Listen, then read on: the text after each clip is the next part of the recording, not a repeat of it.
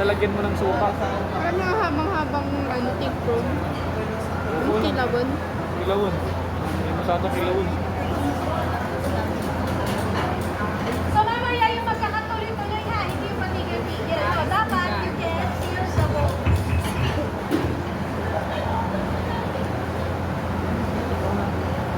Tabi ka nga muna, Beshi. Beshi, dyan ka muna, Beshi. And then, we also remove the bone.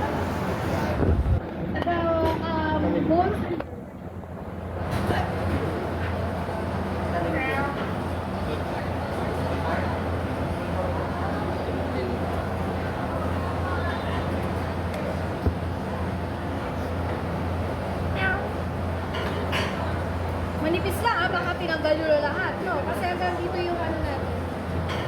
Hanggang dito yung fillet natin. Para madami kayong magawa.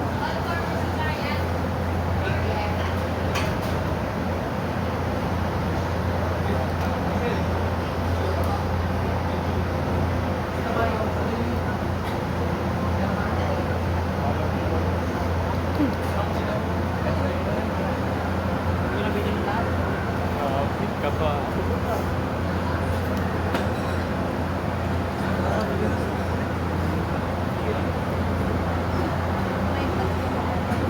Tapos, this is your belly na, di ba? So, natanggalin natin yung belly.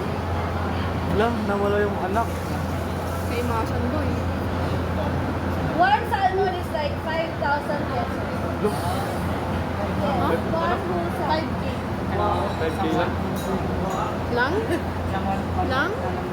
Okay, so later on, skin on tayo, no? Skin on, and then we will have to fillet, portion. So, i-debone mo naman lahat. Yes, bago tayo mag-portion. Bago nagka-full-sit na ni. I-debone lahat.